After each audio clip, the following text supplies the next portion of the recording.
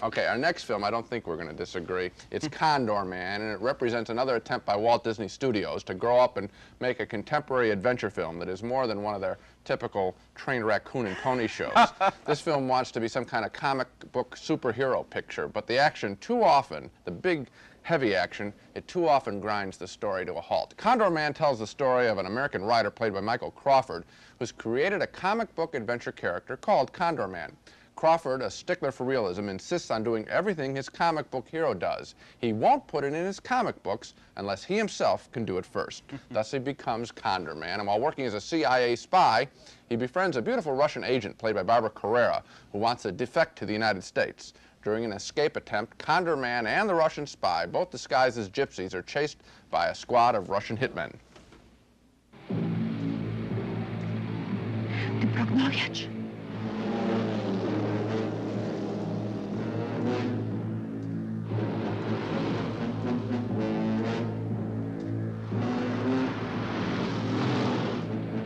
We cannot outrun them in this old truck. You have a point there. But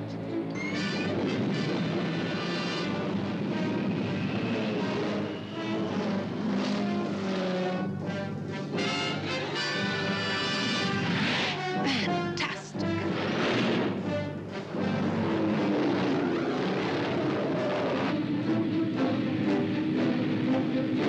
Look out!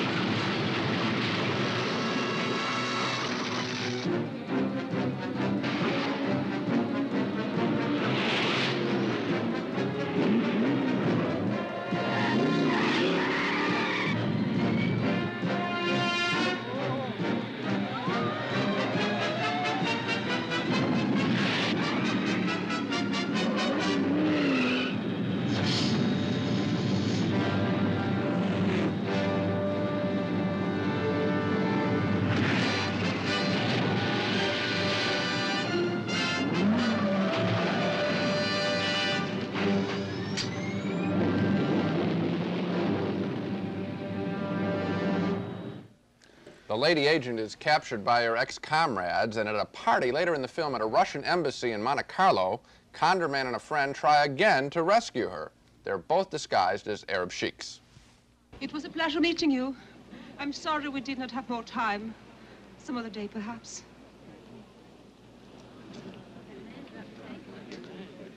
If you bring the dip, I'll bring the Dostoevsky.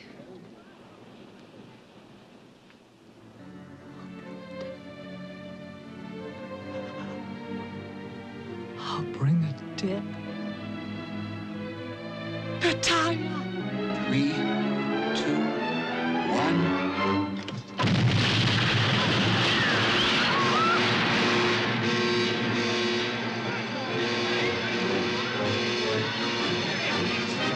Come on! This way!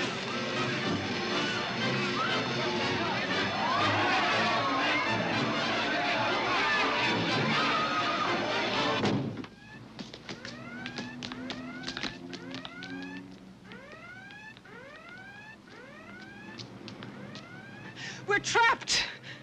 Don't you believe it? Woody, I'm frightened. Don't worry. Condorman has it all figured out. But how can we escape? Fly?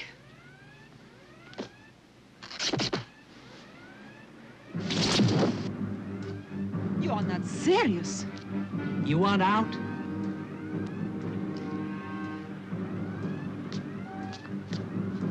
I want you. I must say I wasn't particularly thrilled by the sight of him in that uniform. Also, when he actually flies, you can see the wires. Of course you can. The film has plenty of action scenes, as you can see, but they are so strong, they really overpower the characters, and Condorman ends up lacking a heart, I think. Not enough care, not enough development given to the Condorman or to the woman he loves. That's too bad. This could have been a cute movie. It could have been a cute movie. Michael Crawford is kind of charming as Condorman. There's some good stuff in the film, but on the other hand, when you see a film like this from Disney, they always seem to be about 2 years late and about 2 beats slow in the comedy. And you're identifying all their sources. You have Arabs, explosions, spies, the CIA, chase scenes. It's all put together out of other movies. The chase scenes, for example, the one down the mountain road reminded me of this summer's James Bond movie. And when the car turns into a boat, that was 2 summers ago's James Bond movie. There's nothing really new and no attention to making the characters funny. I want to get back to the wires. Okay. Because it's not a small matter. I think if you're going to show in an adventure film a comic book hero who can fly, like that guy can fly, then you don't show the wires. That's the minimum you owe to the audience. If Disney people felt that the kids won't notice, the kids will notice every time. That's the first thing a kid will notice. That's the first thing I look for. I look right at the top of the screen. How are they flying? Right. Can I see the wires? And right there are at least 3 of them. It's ridiculous. You know, it's almost as if Disney tries to do what other people are doing and just kind of misses. Like the black hole wasn't quite Star Wars. Right. This is not quite James Bond. It's sort of like a generic version of the same thing. I can see the stamping on it. Adventure movie, 1 unit, you know, that kind of thing. It's too bad. It's a miss. Yep. It's got nice stuff, but it's a miss. We agree on Condorman, the Disney Studio's secret agent spoof. 2 no votes because despite its sometimes high spirits, the hero never was made into a truly comic character, and you could see those wires.